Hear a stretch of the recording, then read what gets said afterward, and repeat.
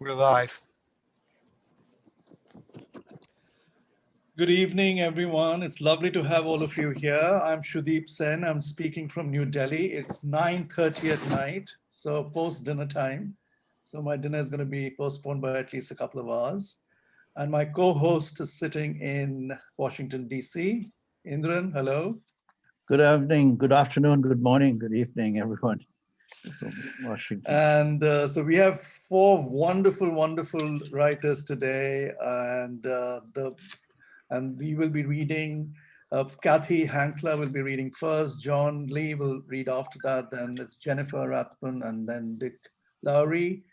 Everyone reads for about 12 odd minutes. After each reader, there'll be a quick intervention by either Indran or me. Then the second reader starts. And after everyone's done, we'll have a discussion, we'll have queries, we'll have a chat. And right at the end, everybody can read one more poem if they wish to. John said he's going to read a couple of poems by a fellow St. Lucian.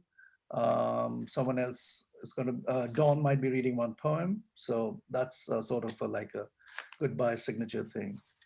So CATHRYN Hankler, welcome. It's wonderful to see you after nearly 35 years. She was a young professor when I was at Hollins University. I was a mere little student there, struggling away. Let me formally introduce you. CATHRYN Hankler is the author of 15 books of poetry and prose, including the memoir, Lost Places, On Losing and Finding Home, recent poetry collections, Galaxies, Great Bear, and the forthcoming Not Xanadu. She edits poetry for the Hollins Critic and teaches in the Jackson Center for Creative Writing at Hollins University. She is also a wonderful artist, and I'll be putting her, I think I've already put her website there, so you must visit that, because I think a lot, if you see both sides of a creative persona, then you really see her as a true artist, because the writing and the art, in a sense, are the yin-yang sides of her artistic presence. Like, say, Jake, who's a musician and so on, but we'll get to you later. CATHRYN, welcome, all yours. Thank you so much, SUDEEP. It's great to see you, and I had no idea it had been 35 years. I want to welcome everybody here all over the world. This is a truly fabulous audience. And thanks again, SUDEEP, for bringing us all together, as you have always been great at doing. And special thanks for supporting my work over the years and staying in touch through the art of poetry, which we communicate best and I think always have. So I'm going to limit my short reading today to poems from the forthcoming book that SUDEEP mentioned, Not Xanadu. It's not coming out for another year. It'll be from Mercer University Press in the spring of 2022, and let us all get there with grace and style. I'm gonna read the first poem in memory of Mary Wilson, who died earlier this week. She was the founding member of the Supremes. The poem is called Reverie. 3 ladies in slick beehives are my love supreme. They sway the smooth hip, tip a gesture to the sky. Where did our love go? Burning, yearning, turning, hurts. You don't owe me the rest of, like silk in a knot. Ooh, baby, baby, your life.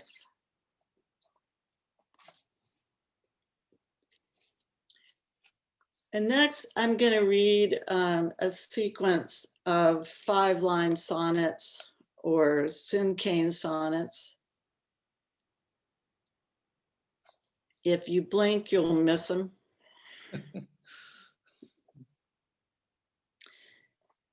Thou shalt not.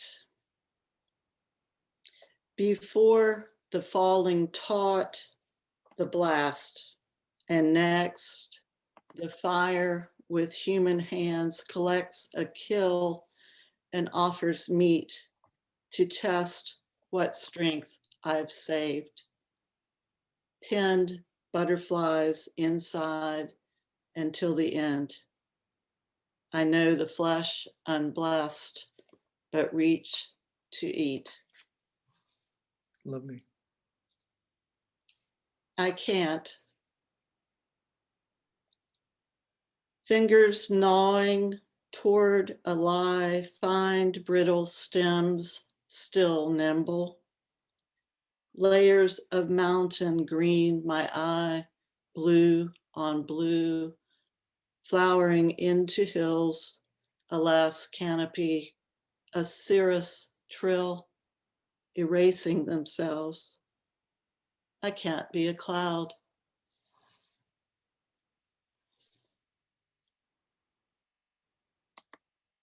Fight, flight, freeze. I kept my fingers tight inside my ears to keep their fight outside my head. Smoking, drunken, they'd swear. Swaddled in ghostly light, I'd sweat in blankets summer nights, seeking my place, a quiet, dark circumference.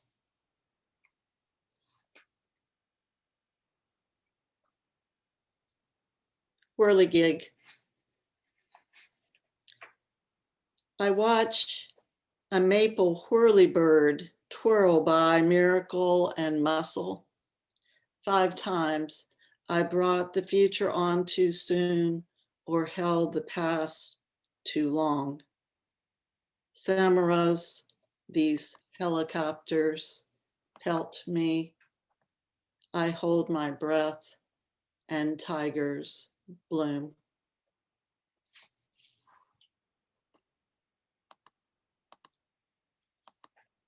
Paradise Island. The sun returns unchanged. Coconuts drop or circumvent, but you are different. Tourists squawk, parrots talk, and my question waits unattended. Straw, jitneys, and conch. You decide to wander. I shop and shop. Mm. Honeymoon. Night reprieves the shore and lovers struggle to see stars through muggy air. Jupiter bright, brighter than Betelgeuse ever was. Afterward, the sky receded from us. Once home again, we flattened specimens. And the last of this sequence of Sincane sonnets, Divining. Wind twists old sweet gums, global ornate seed pods, fierce symmetries with S's for stems. What is it about regret's swift ambush? A split of branches divines water's seam. I walk behind the rod, remembering. Mm. Lovely. So I'm going to read a couple more poems and change it up with a little narrative and a little length. In this book, Not Xanadu, there's also another sequence of runner poems that are scattered through the book. So most of them take in scenery around Roanoke, where I run. And so this poem takes place in the runner's head. It's called Runner Reversed. Screeching railroad cars, ties crossed and pounded, moon halved and canted over the sign of an electric company founded in 1913. Where is the boy whose head I cradled in my lap sometime in the 1970s, a romantic gesture instead of holding hands, whose dark curls smelled of cigarettes, toked by adults and faintly of earwax, as he compelled me to silence and recounted unbidden that he had seen his mother shot dead after she had been beaten by his father, who then shot himself in the head. Age 2, waiting in the doorway, he had no trouble, way past time for bed, remembering every detail. I couldn't move my legs beneath his mind that held 2 violent deaths and proved my experience was limited to a ranting, self-dramatizing dad. Dark-haired boy no longer cried about much of anything, repeating his imprints in dull tones. I pictured his house thicker than water, raised to rubble and stifled moans. The coal cars are searching for a place, piling up many engines, pulling together toward a bend where all things trace a path and pass on shining multiple tracks. Last of October's fireflies hover the grasses. I wanted to run home afterwards and act as normal as possible at the table of mother's perfectly balanced meal containing 1 meat, a starch, and 2 vegetables.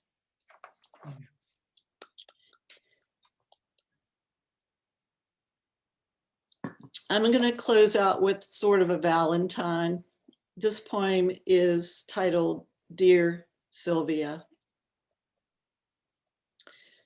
Dear Sylvia, I wait for you here with my coffee cup and newspaper, and I watch the sea. The dolphins head up the beach, and in the evening scallop down. The force of their numbers through surf pushes toward the condo village, past gnashing mongrels gathered on shore. The dogs collect every morning to stalk grackles whose molting feathers stick out like charred trash or timbers. Even if these grackles were crash sites, only dogs would investigate. Sylvia, I watched the dolphins skimming by, undulating, their splendid continuum unbroken, water like silk shedding from their slick gray backs. Sylvia, I am waiting for you to notice. Turn toward my shining skin. Beautiful. Thank you so much for listening, everyone. Oh, that was marvelous. That was really beautiful.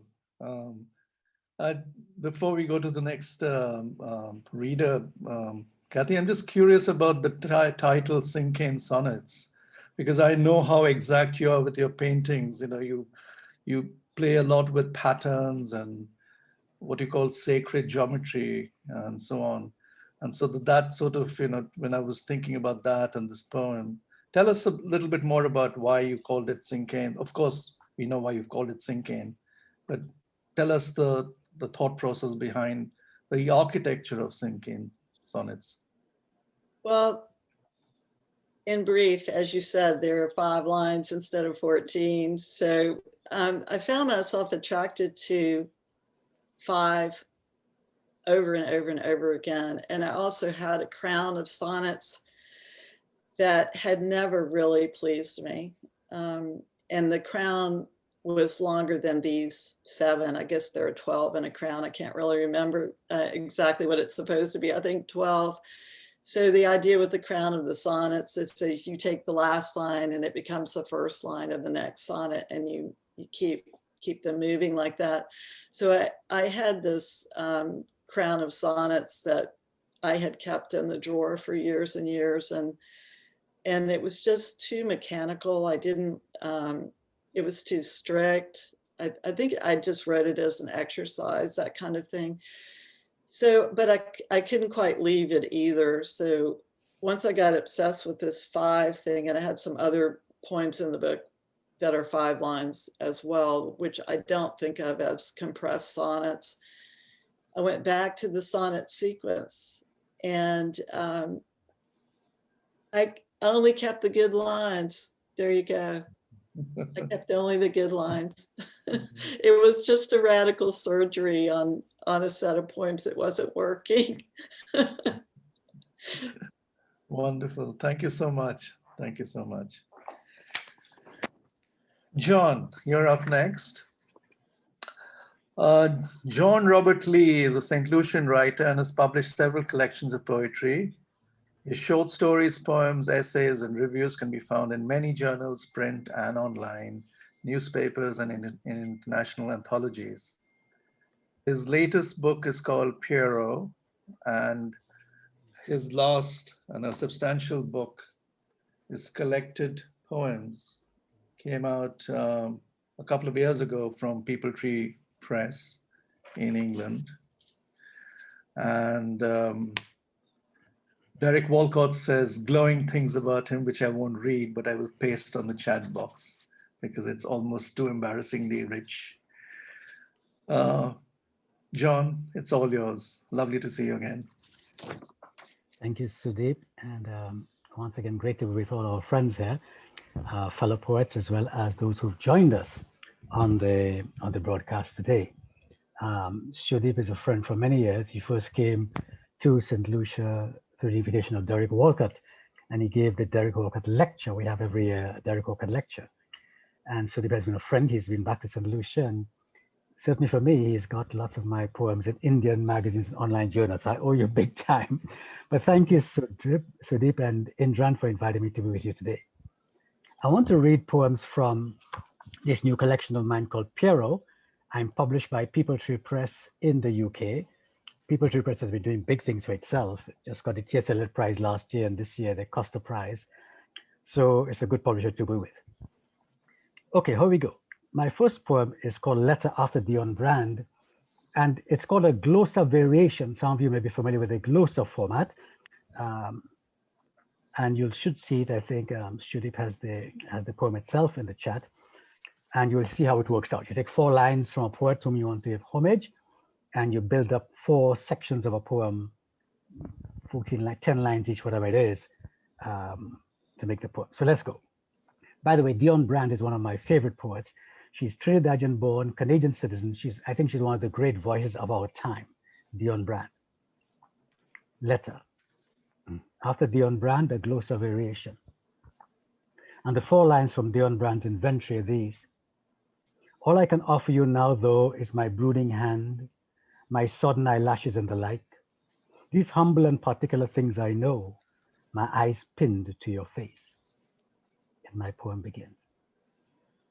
I must tell you how moved I was, astonished, perhaps like the wind's castanets in palms outside my window, like the shack of shells under the interfering proddings of surf.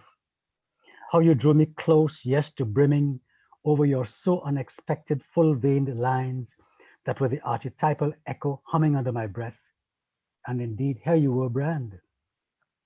All I can offer you now, though, is my brooding hand, parsing your notations, perusing your inventory of our blasted days, Aleppo now, and then Nice, and yesterday Orlando, tomorrow Laventille again, Trenchtown recurrent, Richmond Hill impossible to forget.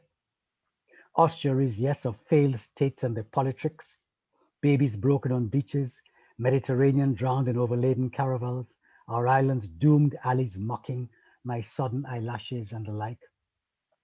Exhausting, these postmodern certainties, no truth, no meaning, no author, no beauty, I suppose, in the old songs of remembering upon drum, string, and bones, dimpled laugh of the old woman who loves you, long arms of the dancer from San Fernando, sacramental light rimming the ends of sunsets, languid cruising of scissor-tailed seabirds through our horizons, reading a fine poet from Toronto. These humble and particular things I know. Add thresholds of jealousy, doorways I crossed, pursuing mystery love, drawn even then by the echo, quivering on metronomes of evening softnesses, to find faith waiting in lines of dreadlocked canticles, pointing couplets of dark sayings, terrible chapters of mighty prophecies. Anyway, like some minor April epiphany, I'm downtown Port of Spain, corner Hart and Abercrombie, and you reading tenderly at Bocas, my eyes pinned to your face. Beautiful, beautiful. Thank you, SUDEEP. Thank you. Second poem, White Cedar, in memoriam, Derek Walcott. And SUDEEP, I dedicate this particular reading to you as a mutual friend of us. It's also a glosa, and the 4 lines from Derek's The Prodigal are these: make room for the accommodation of the dead, their mounds that multiply by the furrowing sea, not in the torchlight catacombs of your head, but by the almond-bright, spume-blown cemetery. Derek Walcott.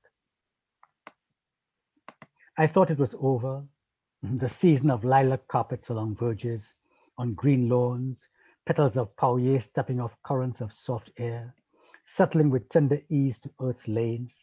But here they are again, in May, everywhere, with a morning bassoon of wood doves, and yes, indeed, incredibly, to me ignorant of seasons of flora, I see the fragrant Easter spider lily blooming from unexpected corners of my without you days. Make room for the accommodation of the dead, you muttered, in a dark saying that seemed to mute memory, to remove yourself to needle-leaved casuarinas of Pigeon Island, out of our too familiar embrace, too smothering adulation, our burrowing eyes searching out your diaries.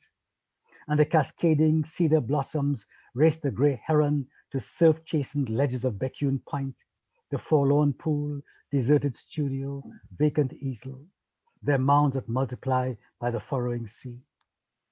After gentle curtsies through golden late afternoons to La Comète and Martinique and Mazout, past delicate carvings of white cedar figurines in the sculptor's garden and other such benedictions. Meantime, autocrats of Mammon desecrate your groves and beaches. They set iron beasts to holy roots of the blessed cedar with arrogant pride. They mock the memory of your protests. They will not heed angry alarms of scissor-tailed gulls, stubborn silence of drought. And we want your gray-eyed fierceness here, not in the torchlit catacombs of your head, not in tiresome fictions of some mythical you, but impossibly, like Atlantic breakers glimpsed through bamboo off violated pralin, here, now. Heraldic egrets lift your lines from Montfortune to Molachik with the awkward grace of their perfect symmetry. The flowering mauve of cedar tumbles through green fern around Soufrière, and we leave your last book, not near your beloved Ben Piton, but by the almond-bright, spume-blown cemetery. Beautiful. Thank you, SUDEEP. This poem is called One of Us Has Died. And it's in memoriam for a St. Lucian poet who died. Again, SUDEEP knew him. Gandalf Sinclair used to drive SUDEEP around St. Lucia. Died in 2018. Good friend of mine for many years, good friend of ours. One of Us Has Died. In memoriam, Gandalf Sinclair. One of us has died. Stilt walkers, drummers and trumpeter on the big truck, struggling mourners hiding their distractions in crowding embraces of old friends coming off sidewalks to join the funeral shuffling of heels past harborfront government offices, flag-draped city hall, wooden presbytery, to file behind the vanished casket, lonely, singular, its weight of grieving on the aching palms of his abandoned companions. In the cathedral, self-serving eulogies will go on too long. He is beginning to fade away like the disintegrating holy frescoes on which we gaze blankly.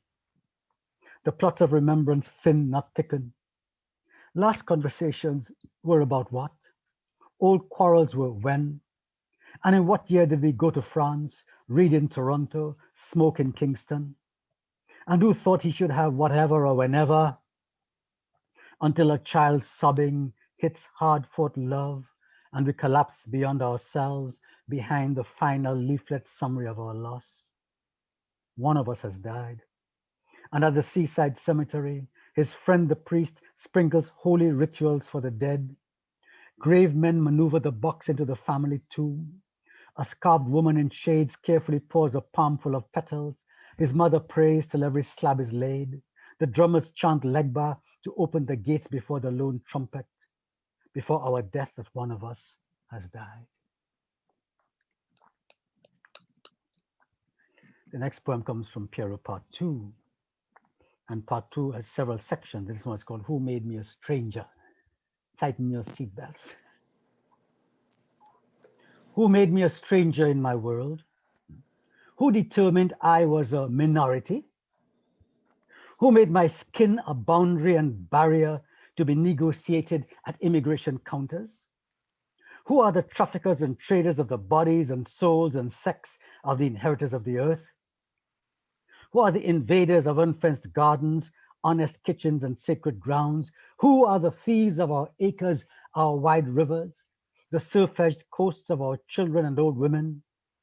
Whose guns, burning crosses, and mitred corruptions lynched and raped and decimated nations and continents of, I say, citizens, not minorities, not niggers, not coolies, of this blue-green planet angling around our sun?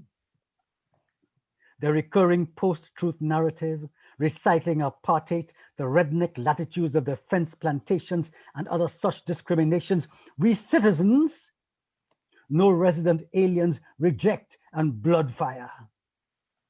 Their fingerprints are on every coup d'etat, regime change manipulations, behind caravans of refugees over tent cities, on bleeding children in streets of Herat, rubble cities of Syria, atrocities in Sudan, charity scams and child abuse in Haiti. And what about Trayvon, Charleston Church, the boy Tamir Rice, Sandra Bland, George Floyd, Botham Jean in Texas, Khashoggi in Istanbul, all those neighborhood assassinations?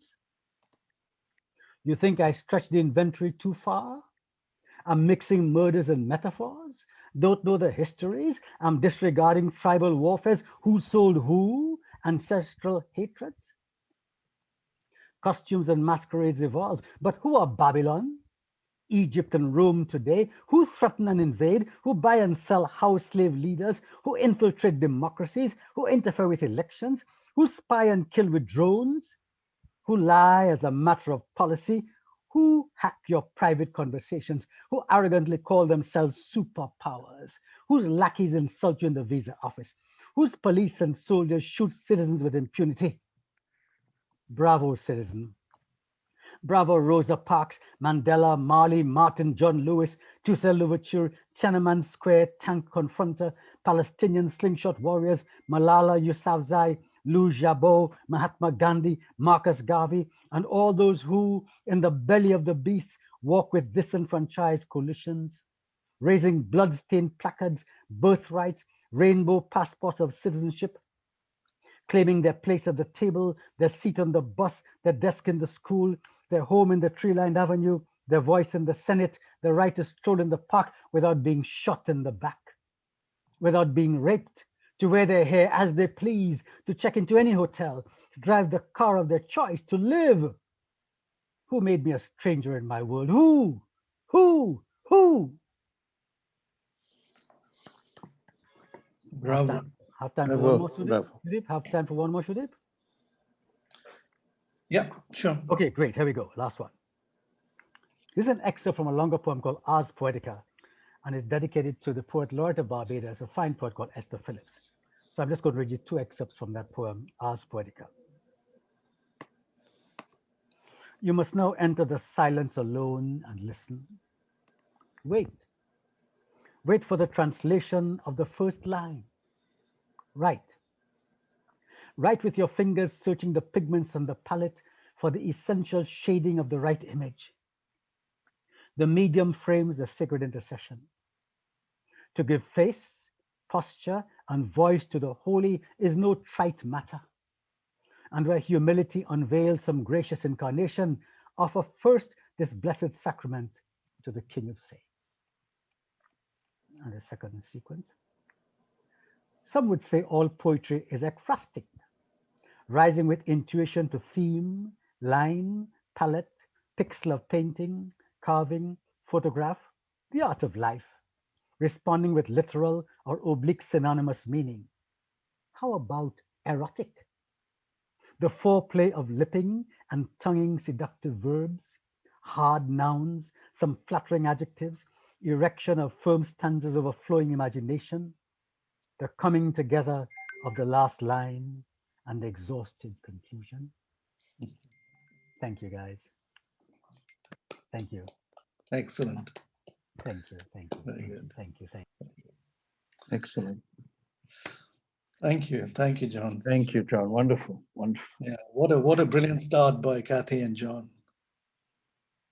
Thank you. All right. So I guess, well, we know we've set a high standard, Kathy and John. Thank you. And I know it'll be kept up with our next poet and translator, Jennifer Rathbun. You know, I have many things to say about Jennifer because she is, I think, easily among my favorite poets. She came to us initially as a translator, and she has translated many books from Spanish, important books. They include Heroes de Faros, Circling Beacons from Guernica editions by the Mexican poet and very famous poet Alberto Blanco. She collaborated on that book with the American poet John Oliver Simon. Among her other books, Fuego a Voluntad, Fire Volition from Mantis, a wonderful press in Guadalajara, and that's by the Mexican poet Fernando Carrera. And of course, Adamar, or Beloved, which came out recently from Arte Poetica Press in the US, from the late Mexican poet and friend Minerva Margarita Villarreal. She has also translated the Colombian author Carlos Satizabal in a book called La Llama Inclinada, The Inclined Flame. And then another book, Era Hombre, Era Mito, Era Bestia, Man, Myth, Beast, by the Mexican Ivan Vergara, Tras el Rayo, Afterglow, again by Alberto Blanco, and many other books. But let me announce here, her first book of her own poems is about to come out from Arte Poetica Press. I've had the pleasure and the privilege of reading it and writing a short commentary on it. And I'm thrilled to announce it's called El Libro de Traiciones, the Book of Betrayals, and it'll be out shortly from Arte Poetica Press in the US. And, you know, Jennifer received a PhD from the University of Arizona in Contemporary Latin American Literature. She's currently a professor of Spanish in the Department of Foreign Languages at Ashland University, where she's also associate editor of Ashland Poetry Press. And I've had the privilege of working with her, where she has translated one of my books, Ventana Azul, into English, Blue Window. And that too will be out later this year from Dialogos Books in the US. So I'm thrilled to announce and welcome Jennifer Rathbun. Go ahead, Jennifer. Thank you, Indran. Thank you for that wonderful introduction. I'd like to thank the organizers, my fellow poets, and everyone who is accompanying us this morning, this evening, this afternoon, depending on wherever you are in the world. I am in Ohio, where we're in the middle of a polar vortex. It's been very cold these days, but at least we have poetry to warm our hearts. And I wanted to start my reading off today with just a few poems in translation before transitioning into my own.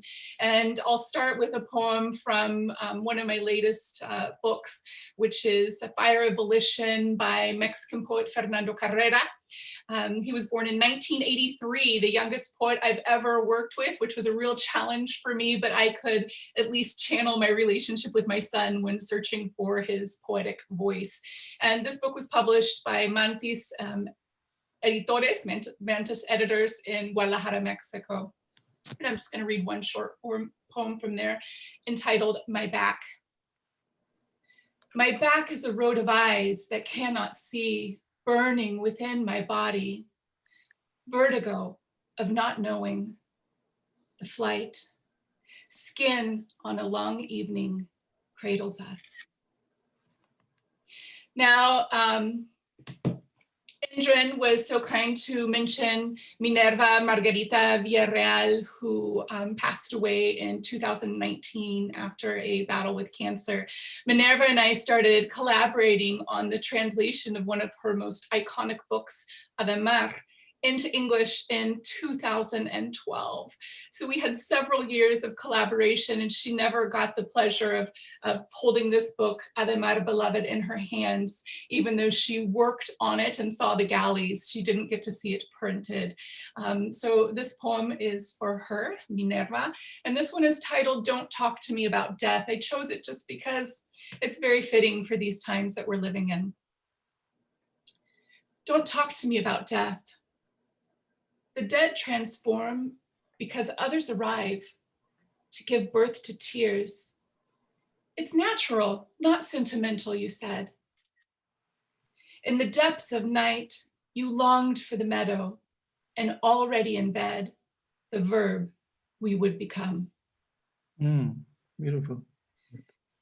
And one of my most challenging, rewarding, amazing exchanges as a translator has been with the Mexican poet Alberto Blanco. He was born in 1951. He's getting ready to celebrate his 70th birthday, and he has published 51 books of poetry and over 100 books in total.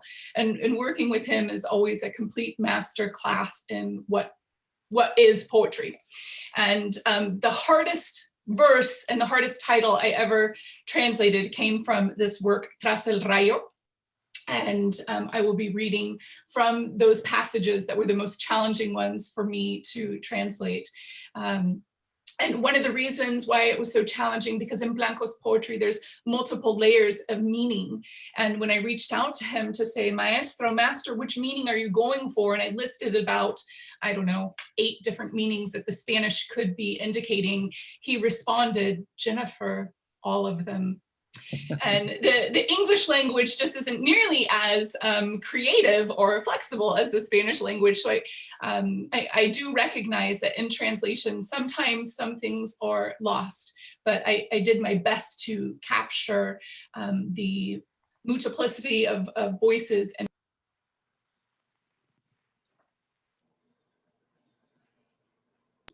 I was muted. Okay, hopefully I'm not muted now. No, you're fine, just the last 2 sentences. Okay. This one is from that section, Candles. Images watch while the sun rests. In what land, silent mother, do clouds run to their fleeing purpose? Forever we have been here, in the water of the heart, in the middle of the lake, next to the fountain that love governs, sustains, shines. Thank you. And now I would like to share at Indran's suggestion. He said I shouldn't be shy and I should read from some of my own work, even though the book is forthcoming this spring in Arte Poética Press in New York. And I have the great honor of being the first I want to say non-native speaking, even though that doesn't give me a lot of justice. I am a bilingual person. I speak Spanish and English, but my poetry collection is coming out bilingual in both languages. I wrote both of the versions. One is not the translation of the other. I'm only going to read from the English versions here, but I am the first North American non-Hispanic person that they will be publishing in this Hispanic poetry press as a recognition and celebration of language, a recognition of the Spanish language in the United States and the duality of the languages here as well. And the first 2 poems I will be reading are inspired by my son, who is a violinist and studies at the Manhattan School of Music in New York. Silent violin. Majestic spruce reaching for the sky from the forest floor. Did you dream of becoming a violin? Evergreen. Did you know every long winter would color your notes? Could you hear your sorrow in the depths of the wind? Or like the birds that nested in your branches, did you spread your wings and fly away in song? So the violin has been a very important element of my life and of his life. He started playing when he was 3 years old. He's 20. And so we've gone through several violins in this house. And now, as I mentioned, he's in New York and I am in Ohio. So I miss my daily live music. And that's where this next poem comes from. It's called Translate Silence. When you lived at home, this old 4 square with plaster walls and hardwood floors, Mendelssohn would ring down the halls, breath synchronized with cadenza, heart rate soaring with shifts. My fingers danced across the keyboard as yours fluttered along ebony laced with gold, melodies encapsulated in every translated word. Now that the halls echo with your absence, I haven't learned yet how to translate the silence.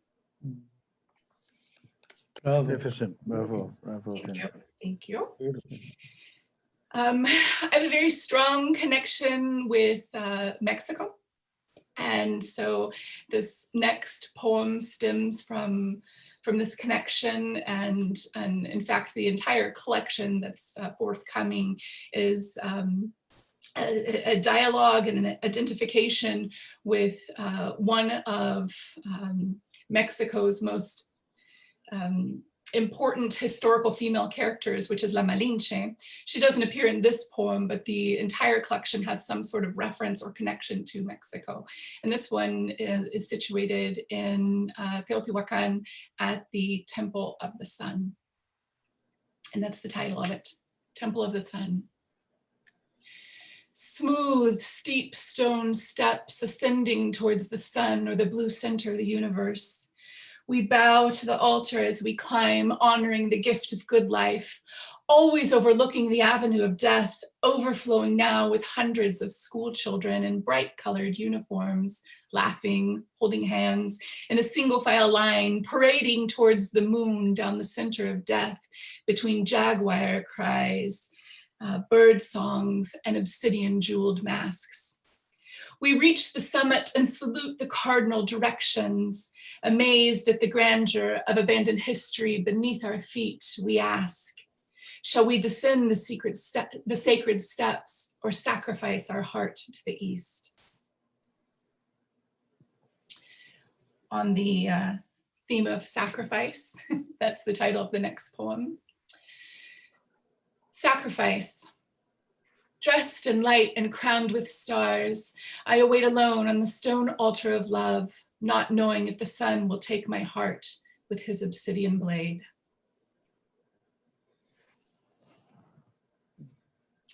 And since I shared a poem of the temple to the sun, of course, the other great figure in that city is the Temple of the Moon.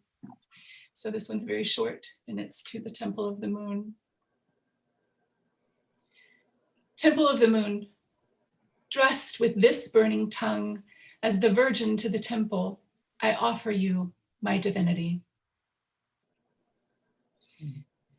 And I'd like to close with a poem of renewal, which is, of course, what I'm hoping for here in the middle of winter, in the middle of this polar vortex, looking for some renewal, some revival. And this is Renewal 2. Bluebird sings from barren branch. Granite sky blankets frosted fields. Yellow dandelion in the snow. Thank you. I appreciate you having me on today. Bravo, Jennifer. Wonderful, wonderful. Thank you. Thank you. I have one question. If you could speak a little bit more about El Libro de Traiciones, the Book of Betrayals, and its roots, and I'm fascinated by the fact that you write directly in Spanish and then translate yourself into English, and that you celebrate the fact that Spanish is easily the second language many millions of people or the first language of millions of people in the United States. And just, could you speak about that experience of writing in Spanish, translating yourself, and also about the role of the translator and asserting yourself at the table, because we know that translators sometimes get translated out of the title page or of the recognition of a book and a book of poems without the translator. I mean, I know from my own experience reading Neruda first in English and in Alistair Reid's translations, how important that was to my development as a poet. So go ahead, Jennifer. What? Well, we don't have much time, and that was a lot packed into that question, Indran. And as a professor, as a poet, as a translator, I could just talk on for hours about each one of those topics, so I do appreciate it. Yes, we are the second largest Spanish-speaking country in the world here in the United States. We do not have an official language. Spanish is one of our languages. It's very much alive. There's over 50 million Spanish speakers here. I am one of them, so are my children. I began to write El Libro de las Traiciones, the Book of Betrayals, actually in Spanish when I was in Mexico with a group of students. And we happened to be at Teotihuacan, and we had already done the tour together, and I wanted to give them some time to explore on their own. They were university students. They had more energy than I did. But they ran off on their own, and I ran up the Temple of the Moon. And it was actually the day of La Virgen de Guadalupe, the Virgin of Guadalupe's feast day. And we were not allowed to go to the basilica because it was going to be unsafe due to the millions of people that visit her site that day. And I had the extreme pleasure, after ascending the steps of the Temple of the Moon, of witnessing. I wasn't supposed to be there. I just kind of kept myself off to a corner, of witnessing an indigenous marriage. There was an indigenous union celebration ceremony taking place with a shaman, and I was respectful, kept my distance, and was just in awe of being in such a sacred, ancient site, having the pleasure of witnessing that, and on such an important day.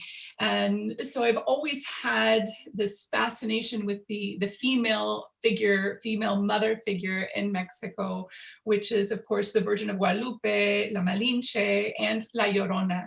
And so some of these poems started coming to me in the Spanish language, since I was in Mexico and am a Spanish speaker. And I found that with someone with a name like Jennifer RATHBUN, I had a hard time publishing them in Spanish, even though I did publish a few. And I tried to take on a pen name, and that just didn't work, because I lost all of my my bio of who I am and what I've accomplished with a pen name. And then I decided to, the heck with it, I'm going to write in English. And so then I worked a lot of them in English. And it was when the editor of Arte Poética approached me and said, Jennifer, I want to do your book. And I want to do it in both languages. And as I just kind of swallowed hard, because I knew, well, some of them were originally created in English, some of them were originally created in Spanish, have been really worked in one language and not the other. And so it just represented very intense hours of work to make sure that both of the versions were of equal strength. And when I'm working on a translation of another poet, that's very easy for me to do. I've got very strict criteria. I found it to be harder for me to do that on my own, and harder to dissect my own poems. And so I am thankful for, I did reach out to Indran. He helped me read a few of them. So thank you so much. I appreciate it. Thanks again. Thank you so much, Jennifer. Wonderful. Well, we'll have to have a... Jennifer, you're talking about two languages and, dancing between the two languages. In India, we have 26 official languages. On our currency note, the same thing is printed 26 times. There are over 30,000 different dialects. So often, we are just, one room is populated by so many different tongues. And so when I lived in the US and the UK, in a sense, and also these two countries are particularly non-receptive to foreign literatures in general, I think. So it was very, very difficult at one level when you sort of, talk about multiplicity of tongue and so on. But Jean Larson, who's here, who was also a professor at Hollins University, like Kathy when I was a student there, She translated the Tang Dynasty poems. I have this book from 1987, I think, with me still. It's Princeton University Press. It's excellent, really excellent. And if you read this and then read, say, one of our writers, Vikram Seth, who also translated 3 Chinese poets of the Tang Dynasty, actually, and how a contemporary poet from India does the same sort of thing. And, you know, just to put it all out there so that you can explore, you know. And I was hearing so much of beautiful, localized kind of cadences when I was hearing John's poetry, you know, the lovely Caribbean cadence. It's almost like he's surfing the waves. And the quality of light that is there in sort of Caribbean poetry, St. Lucian poetry, you'll see a lot more of that when, say, Kendall and Jane and other people eventually get on to the program. But thank you. Thank you. Thank you. Well, you know, we saved the first and the last and the last and the first. And his name is Dick Luery. He's a modest guy, you know. He gave me a bio of about 6 lines or something, but he has produced an enormous, made an enormous difference in different worlds, you know, in the world of publishing as an editor, founding editor of Hanging Loose Press in 1966, which continues to this day, publishing essential poetry. As a musician, playing the sax, the trumpet, the guitar for more than 50 years now, and playing with famous musicians and non-famous musicians alike. He himself, in my view, my famous musician. And then he has been a poet all this time. He remains active, as I mentioned, in the press. His poems that he will read today come from a new book called Jam Session and Other Poems. He writes in syllabics, which he calls the invisible form. In much of his poetry, he seeks to infuse and enrich his work as a poet with his work as a player of roots, blues and jazz music. The book Jam Session is structured around a 7-part poem called Jam Session, a Conversation, a dramatic dialogue between jazz and blues, who are imagined as 2 old friends reminiscing in a sidewalk cafe. They chat, laugh, tease, and argue about their respective histories, about music, about racism, about politics. He will also read in today, it's part of a long poem in tribute to Aretha Franklin, Respect. And here jazz and blues talk about the changes they have each undergone over the past century. I'm getting into extending the bio, and I should respect his original decision to be short. I have to add that he edited 3 of my books at Hanging Loose, and I'm very deeply grateful for him for the work on the Migrant States and Elephants of Reckoning, Splintered Face. Thank you, Dick. Welcome to Poets and Writers Studio International. Oh, thank you. It's so great to be here. And as I was saying to Don before, this is a brand new microphone. So is everything coming out okay? It's a bit it's a little soft. A little soft. Uh-oh.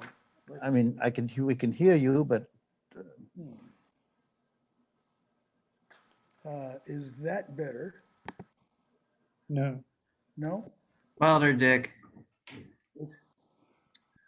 Okay. How do I get on? How do I? No, don't worry. We can hear you. It's a little faint. That's all. It's not as loud as it could be. All right.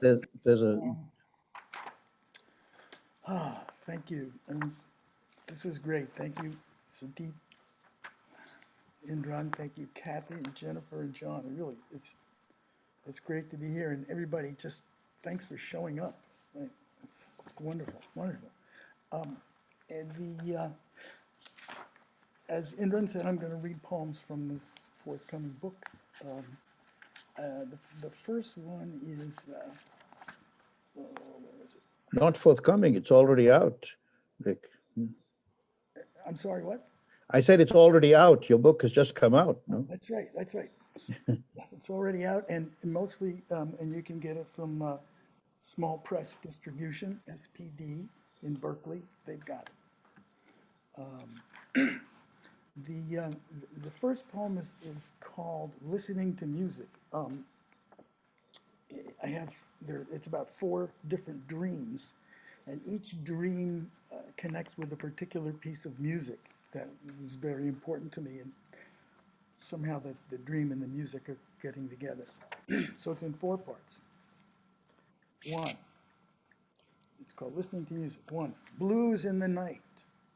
I close my eyes to listen, but last night's dream turns up to distract me. With a big kitchen knife, I'm preparing a fish for our dinner. When it moves, I'm terrified.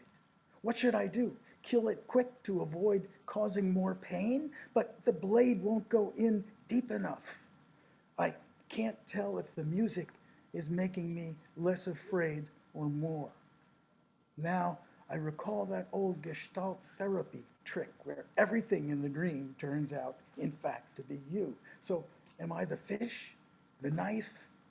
Am I this music hauling up the dream from where it would rather stay? 2, piece of my heart. In another dream, closer to morning, when I can't distinguish the dark from the light, I am being guided by Lord Gill through a difficult passage in a wood, with a firm hand on my arm as if he is the older, even though when I first saw him, he was an infant in Elaine's arms. Yet here he grins like a big brother. And though when I wake, I know that he's dead, motorcycle crash at 33 in the dream, all I noticed was the beauty of his youth and how I trusted him. 3, gymnopédie. Denise, in class, always told us that dream is our channel to the unconscious, to be respected for its wisdom. And so I used to write down every dream quickly, afraid I'd forget it. Now sometimes I turn up the radio, make breakfast, read the paper, afraid I'll remember it, like this morning. But now, even late in the day, my mind is too clear. So this dream, familiar, coolly presents itself. I just can't get on the bus with all these shopping bags, takeout coffees, instrument cases, and no one will tell me what to do. Not Denise, dead now 20 years, and not Eric Satie, though I can hear that he's trying. 4, night train. No wonder it's been said music is the perfect art. Here when it's here, sufficient, then gone. Record it if you must listen again, but you'll never see or touch it. The others try hard, but always seem to leave things lying around. Stone, words, paint splash, blade, crash, hand on your arm, nagging smell of someone's mortality. Who might that be? No wonder I took up the sax. How else could I even approach perfection at night in the bar, like the best kind of dream? I strap it on and by dawn forget everything.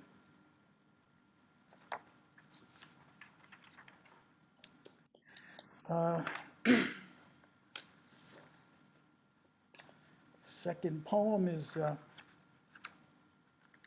political poem that, well, don't have to say too much about it, except that I wrote it 40 years ago, as you'll see in the title, hoping that it would become irrelevant. It's called February 1981, The Systematic Murder of Black Children. This is not a political poem, giving out your views, as they say, in that sense of kind of democratic debate, kicking it around in discussion and argument. That would be, in this case, a distraction. So I went with a title that's plain fact, you could quickly verify, just discovered in Atlanta the body of the 17th black child murdered within the past year. Such a fact laid out so simply, hard to forget, might stick in your head a while, reminding you, maybe, whenever you see a black child, that they are miraculous. What do I mean? We need to behave, of course, with love and respect toward all children. But as for black children, you have to remember that someone is out to kill them. Why? Because they are black children. And so let them command your loyalty, your most clear and fierce attention. They are rare. They are in peril. Fewer of them will survive. Those who do are, yes, miracles. You must treat them like the bearers of your only hope for an end to the murders of black children.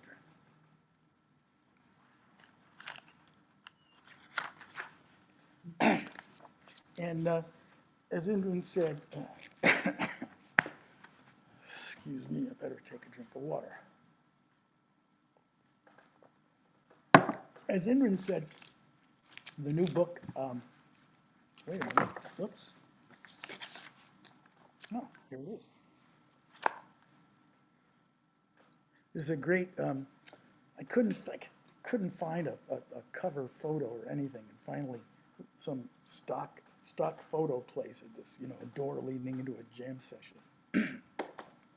And as Indran said, it's built around these an imagined conversation between jazz and blues, two friends sitting in a cafe and talking about everything that they've been through and all that, and it's really in the form of a dramatic dialogue. And the part two of the poem, of the long poem, Jazz Conversation, Jam Session Conversation, part two of the poem is called R-E-S-P-E-C-T. So here's part two out of the 7 parts, and they're kind of reminiscing about their different styles. Jazz says, dancing is what I miss most about the nightclubs and ballrooms. Those Lindy Hoppers, the way they could step and fly, and the drummers learned some very hip beats just from the tappers' feet. Jazz gets thoughtful. Blues notices the silence. Blues says, what is it, my friend? Jazz says, well, it's a trade-off, isn't it? My rhythm got more complex. The dancers don't come out like they used to, but the music is so rich. I could never give that up. And blues says, of course. And look, who does come out? The grandchildren of those dancers. They come to listen. You have a real audience. Can't do better than that. Jazz says, I think you mean the great-grandchildren. And they're both laughing. But Jazz says, but you've still got all the dancers. They show up at the joints. Don't they love you? Blues says, sure, true enough. It's blues who gets thoughtful now. But I often feel like they think I am some kind of rock and roll. Yes, they love the guitars, but they don't really understand. I don't have to tell you how the space between the notes is what makes it music. Some of them, anyway, seem to want that wall of sound, and as the philosopher says, I ain't no Phil Spector. Jazz nods in agreement. Not to criticize these younger folks, Blues says, these younger folks who can push right out there and do stuff no one's thought of before. I mean, I admire the freedom, the big tent, a whole lot of stuff that I sure can't do myself. It's just not, Jazz says, just not blues. Blues says, exactly. There's a slight pause. Jazz says generously, well, the scholars do have one point. All my musicians, says Jazz, keep saying that at the root of it all is you, my friend, blues. If they start to get cocky, $10 chords floating off here and there, leaving that root chord behind, if they forget your heart rhythm, your 1 chord, 4 chord, 5 chord, if they go jazzing off into the stratosphere, why, they're just playing tennis, as Robert Frost used to say, with the net down. And at that point, to paraphrase you, my friend, they ain't no musician. Yes, without you, I'd have no soul. Whereas without me, says Jazz, without me, like Albert said, you'd just be on your merry way. Touched by this tribute, this sign of respect, Lou smiles. Lou said, oh, sure, on my merry way from one juke joint to the next, right? And they both laugh. And that's it, end of part 2. Thank you.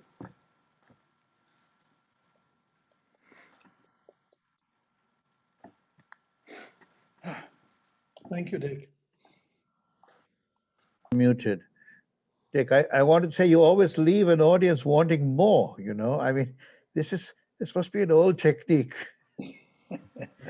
We feel unsatisfied, though, on some essential level. We do want to hear more. So I don't know if you want to bring something out of your hand, like a magician, a rabbit or something, and just share one more poem, or we can keep it till later, as you wish. Okay, sure. Great, great. This one, and Thank this is, oops, this goes back a bit. It's also, like a lot of them in the book, it's music inspired. And this one is called Justice. It's been reported that when the Beatles were introduced to Steve Cropper, that white genius of Black Memphis music, that the 4 of them all stood as one and bowed from the waist. An appropriate homage, I'd say, displaying their good sense and making me wish that those who buy records were that astute. Instead, as we know, Steve Cropper's name is not yet a household word, except perhaps when compared with that of Loman Pauling, his own acknowledged inspiration, now forgotten, who all through the 40s and 50s played guitar and sang with the 5 Royales. Black musicians making black people's music in the USA of lynching and Jim Crow, colored water fountains, and early death for Negroes who didn't know their place. In a better world, we would all stand up, you and I, John, Paul, George, Ringo, and Steve, the 5 Royales, we would say, as if we were up on stage proudly introducing them before a huge, enthusiastic crowd. The 5 Royales, Johnny Tanner and Eugene Tanner on lead vocals, we would say, Jimmy Moore, Otto Jeffries, Obadiah Carter singing harmony, and on bass harmony and guitar, Loman Pauling. Ladies and gentlemen, we'd say, this is like gospel sweetness caught and held by the sting of that guitar. Soul starts here, we'd say, and doo-wop starts here. So will you please welcome the 5 Royales? And then we would all kneel and kiss their shiny shoes. Wonderful, wonderful. And you know, it gives us a good segue, that last poem, Dick, and also the earlier one you read about the black children, and then the poem where John Lee asked us to pull in our seat belts and get strapped up to hear. You know, I think all these 3 are related. I think we could perhaps have a short chat about these poems and about poetry with a social, political intent and message, you know, along with the lyrical beauties that we've heard today from first to last, you know, from all the poets. Anyone, if you would like to talk a little bit about this, Jordan Lee, perhaps to begin, and we have a few minutes to have a chat among all participants. So feel free, anyone, to chime in with comment or question. We also have a poem from the Don Krieger would like to share, which also has a political emphasis. And so at some point, Don will hear that poem. Go ahead, John Lee. As I listened to Dick, I thought interesting what he's doing with poetry as a historical and in a sense cultural history of music, naming musicians. I like that. And of course, in terms of black musicians, black culture, black people in America, how he's putting the music and where the blues and the jazz come from, into that whole cultural social background, the black children, the horrible suffering that's still going on with the George Floyd and so on. But he's putting, the music is coming out of that. It's like in the Caribbean, we have reggae music out of Jamaica, which is coming out of a whole lot of real serious suffering and pain of the people. And so I like what Dick was doing there, where he's using poetry in a very different way, naming the names, calling the music, and putting it all in this social and cultural historical context. I think that's great. That is a real, marking of the historical time. And yet in poetry, which he's now doing, I don't know if Dick, sometimes when you read, you also play some music. Do you work with musicians when you're reading? Sometimes do you do some jazz and poetry sessions? I do. I have a couple of I have two CDs where I'm playing the sax, occasionally the trumpet, playing the sax, Yes. along with the blues background and along with the poem. Nice. And when I do a live show, when there's time and enough of a setup, then I have the I have the music track without the voice and without the sax, and I combine it. Wonderful. In a kind of parallel way, Jennifer's poems about Mexico struck me too, where she's going back to the old Aztec, South American civilizations. She's going to the temples of the moon and so on. But she also, in her poetry, is from a fresh point of view, looking at the old traditional cultures of the native peoples there. And I thought that was very interesting in terms of, I think, what we're all doing, CATHRYN and others, in terms of marking our time. And I think poetry should do that. Poetry should be beautiful, should be truthful in terms of what we're recording. But in many ways, we are speaking out of our times and to our times. And I think that's what gives poetry a certain, quote unquote, relevant power. Yeah. And I think all of us here today, I think we all do that in some way. Just one of the poets that we published in Hanging Loose is a wonderful Puerto Rican poet who's no longer alive, named Jack Agueros. And Jack, my favorite poem of Jack's is, it's called A Correspondence Between the Stone Haulers.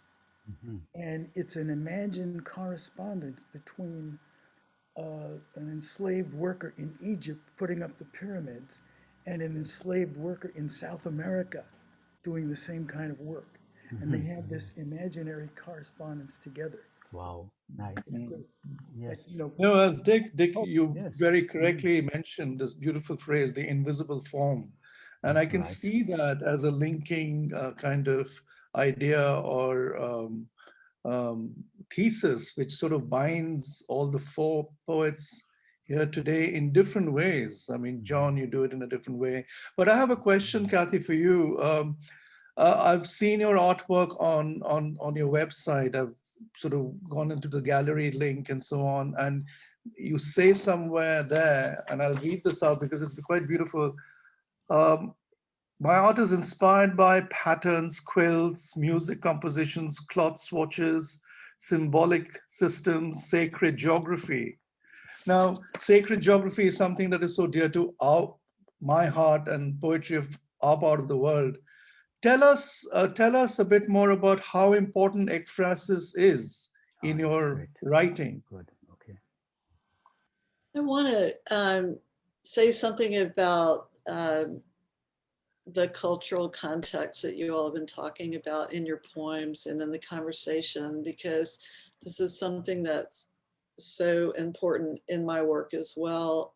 And that is talking about how the past, whether it's personal or that of a nation, seeps into the present hour, and it needs to be reckoned with. I don't really like the word resolve, because I don't think we can resolve. I think the only thing we can do with the past is try to understand it. But I find this is a theme that recurs in my work in different ways, maybe in a more personal than cultural context, but the personal is cultural. So traveling back to the sacred geometry, this is something that I find of intense interest, and really it boils down to the patterns that govern us.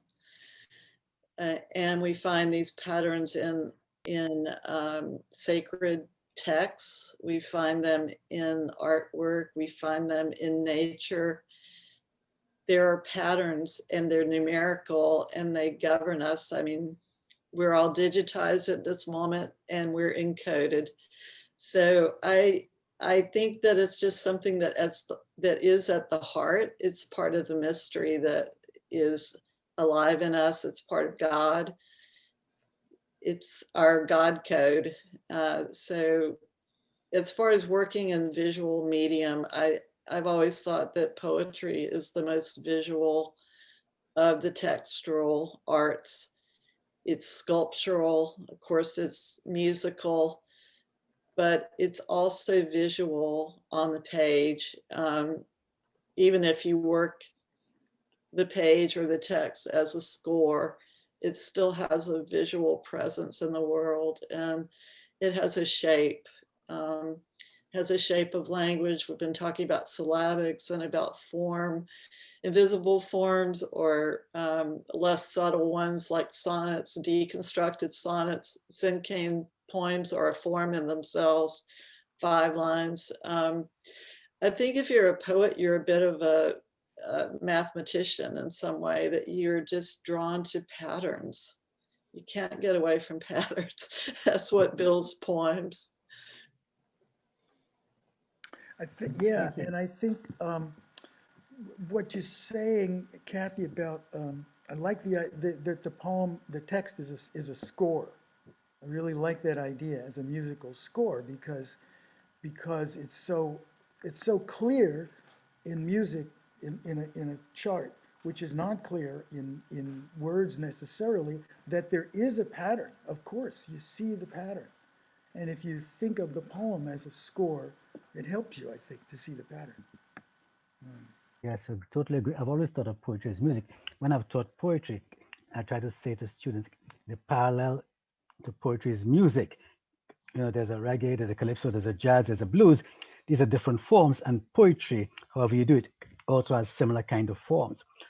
I like the ideas Kathy just brought out there, sacred geometry and those kinds of, if you want, seminal, elemental elements of poetry. I also, Kathy, write a lot of ekphrastic poetry, working with photographs, art of St. Lucian and other artists. So I like that idea of the visuality of poetry. And the final point is, I've often felt poetry should be substantial. It could be 1 line, or it could be 40 lines or a book-length poem. Frankly, I find a lot of poetry today when I wonder what's the substance, a lot of navel gazing. But you know, you could make navel gazing substantial. Maybe just looking at your navel and no other connection. Where's the poetry? But very often these kind of poetry get all the prizes. I think poetry should be substantial. There should be some substance of thinking. I think poetry should have thought in it, as well as truth, beauty, harmony, and my 3 sort of measuring sticks. And of course, like the rhythm, the music, poetry should be music. Even if you're talking about something grim, the killing of Black children, that's very grim. But there's a jazz blues on that line as the poet is writing it. So substantial, there should be music. It should be true to what you're writing about. And there should be beauty, even though it is a kind of grim beauty. And of course, it should be well composed. So poetry is hard work. Writing good poetry is hard work. You know? But what I love about this conversation is we're talking about poetry as music, poetry as visual art. As art, right. You see, which is bringing in all those 3 elements together. I mean, exactly. and then we haven't talked about poetry as dance, but we go back to Pound's How to Read, the relationship between music and dance, the word and dance. Indeed, and here we have the visual, the artistic, the element of the blank space in which we paint the poem, you know, the canvas. So I think this is a very rich union. I keep thinking as a diplomat of bringing peoples together, wanting, and I want these different divisions to be eliminated, to be blown up, you know, between art, visual art, poetry, music, dance. To the obviously it's an utopian kind of vision, but if we That's the can ideal. make that we an work towards, ideal yeah. to work Mhm. towards.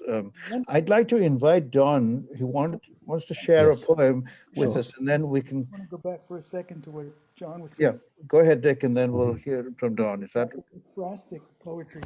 Right. One of my favorite painters, Rene Magritte.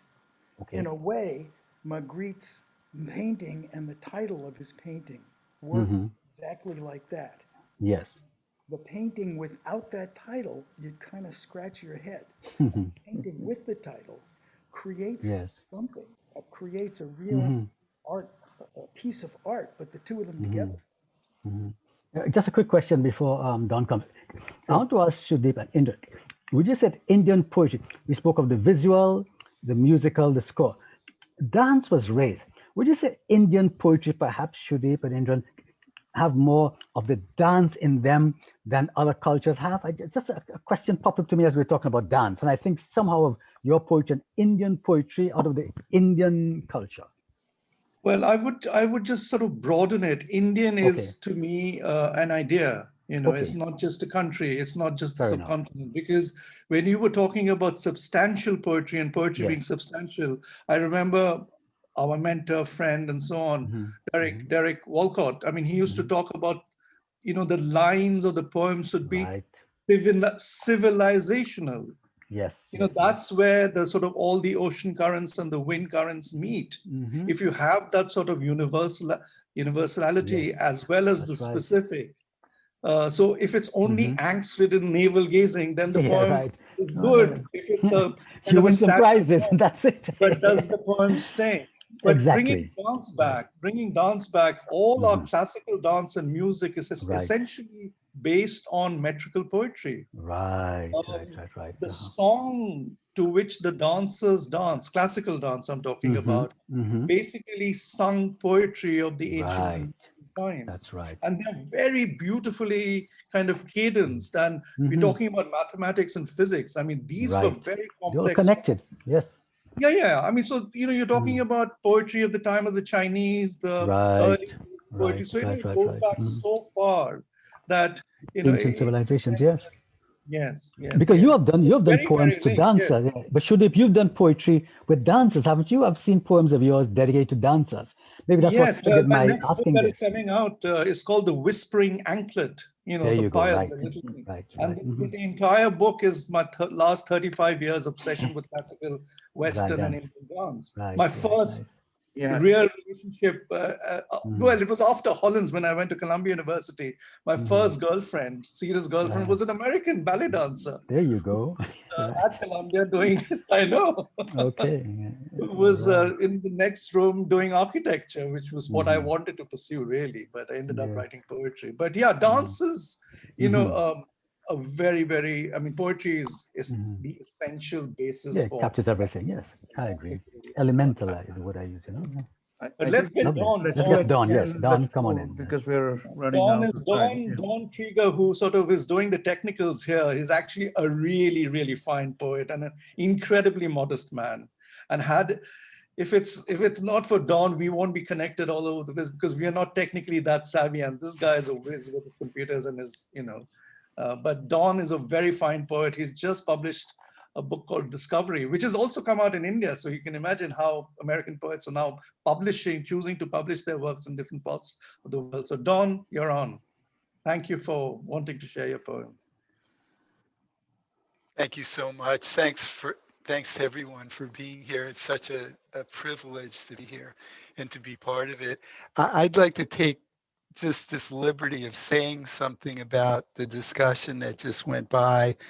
In my topical poems, like I want to put something in there that's interesting, that substantive in the way that John Lee said. And I always think about who's going to see it. Like if it's just me preaching to the choir, it's very difficult to put something substantive in it. You already know this stuff. But if it's me preaching to the Fox News audience, then it's even tougher. And I think it's important to think about the audience and to actually try to place your work where it's going to be seen by people who don't think about this stuff the same way that you do. And in fact, I oftentimes change the forms of my poem into prose, you know, and handle the enjambment or whatever else that I'm taking advantage of with the poetic form. I just throw that out the window if I have to get it into a place where people are going to see it who don't think like I do. All right, here we go.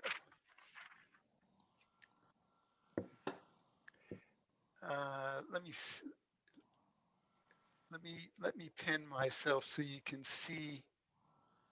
Yeah, that's from Manisha's Cafe in Berlin, the hanging out place for a bunch of artists, including Bertolt Brecht.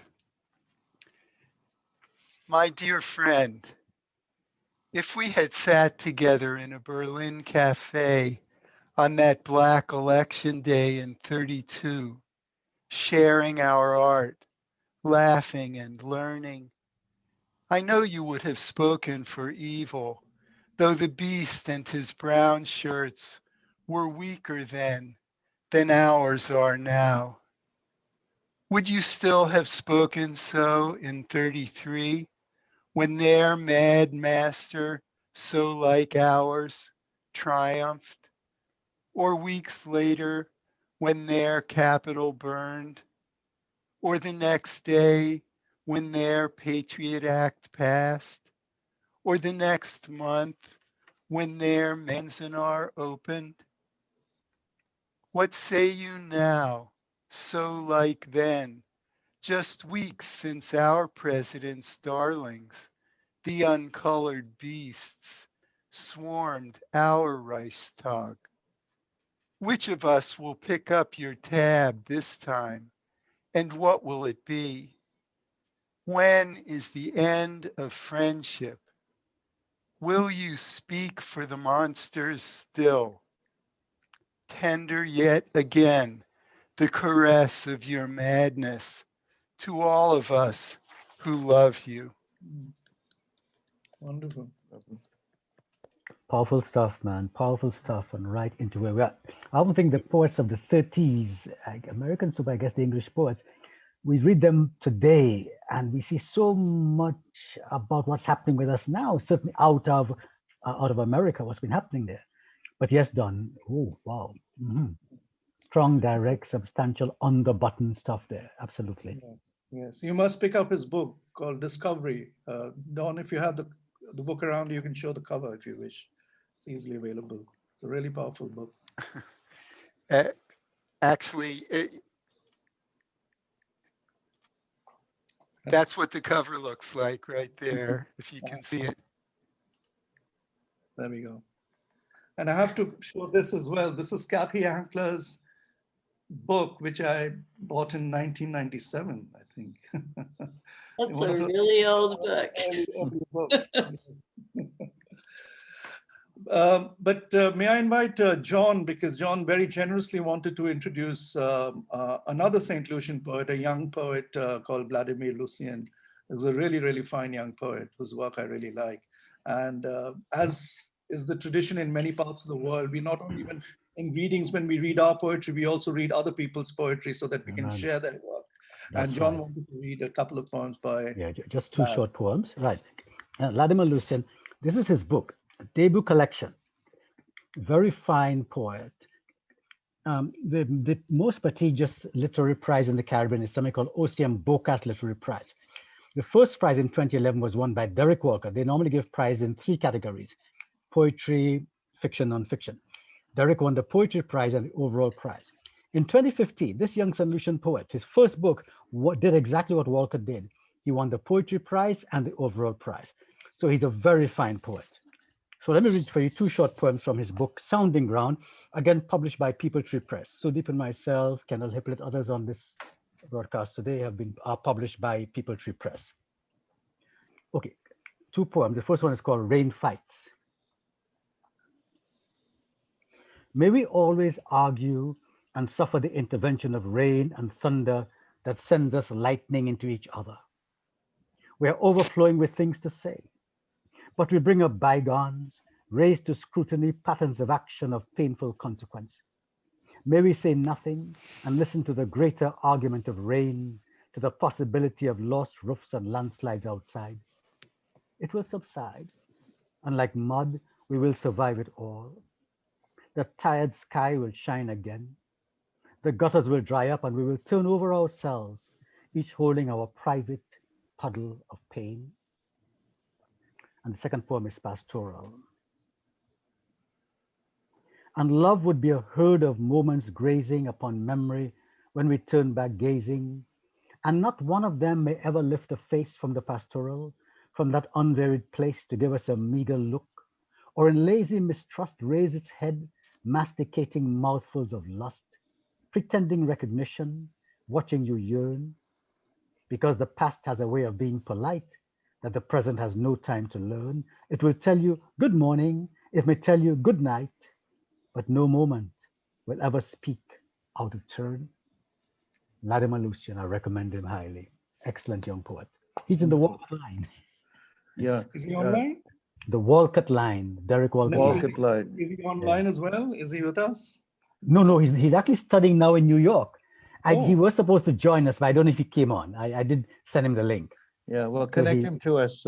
I will. He's in New York at email, NYU studying for doctorate now. Very brilliant young man. Very good poet, obviously. Thanks for the opportunity to share with you. Everyone, it's been a wonderful morning, and I don't want you to feel that you have to stay on, but we have reached a sort of that witching hour or whatever. But it's been a really rich morning. Thank you so much, Jennifer, Kathy, Dick, John Lee, my dear friend SUDEEP Sen, my co-host on this, Don Krieger. I'm giving this the ceremonial goodbye, but I don't want to say we have to end, but I do want you to feel free to go. Yeah. So we do this at this point because many people do have to leave, but often we just sit around and chat because it's very difficult to get so many people from across time zones together. And while Indran was, when I was looking at you, Dick, and you sent this very, very handsome rock star photograph for your bio with your bio. And I had to crop it, of course, because we wanted equal spaces for the faces. And you had, anyway. So now I remember where I saw you first. This was way back at Paterson, New Jersey for the Paterson Poetry Prize, when Indran's book, which you published, Elephants of Reckoning, won the prize. And we all read together that evening. I think it was Maria Gillian, what's her name? I'm forgetting, Maria Gillen, who used to run the prize. Maria Mazzioni Gillen, I think, yeah. So there we are, yeah, after all these years. But yes, again, formally, thank you so much, all of you, Kathy, Jennifer, Robert, Dick. Brilliant stuff, as always. We think that every time we do a session, we think that, wow, this was really good.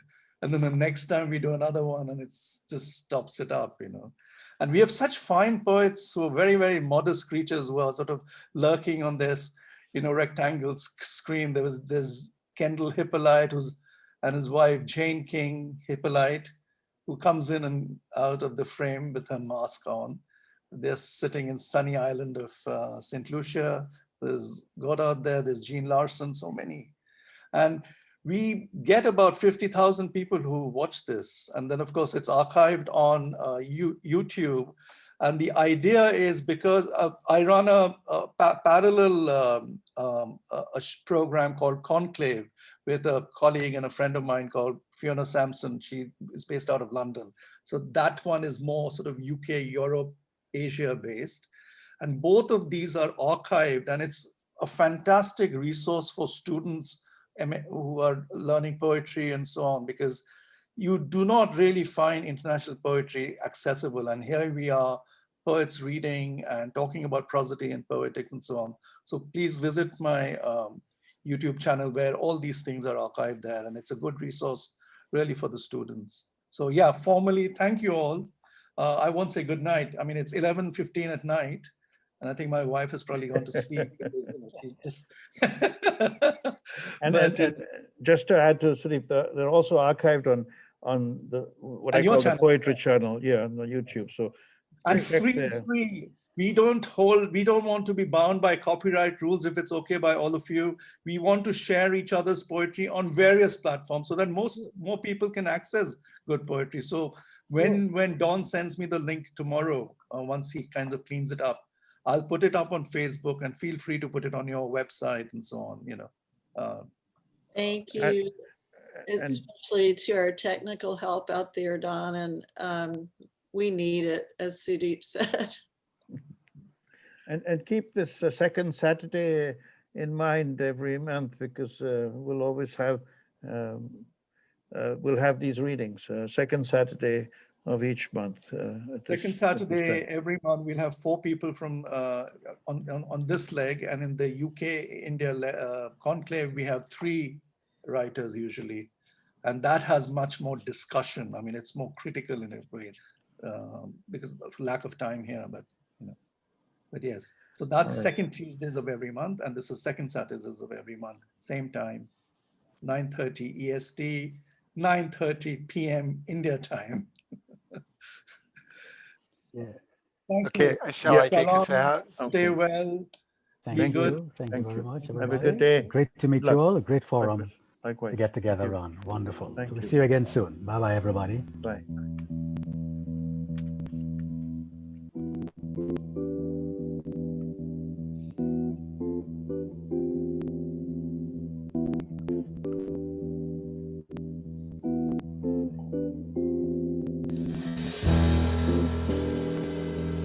Good to see you, Dick. Take care of yourself. Great. Well done. Thank you. Oh, it was great. Had a great time. What a great event. Thank you all. Thank you. Thank you. All Dick, right. next time we have to hear your music.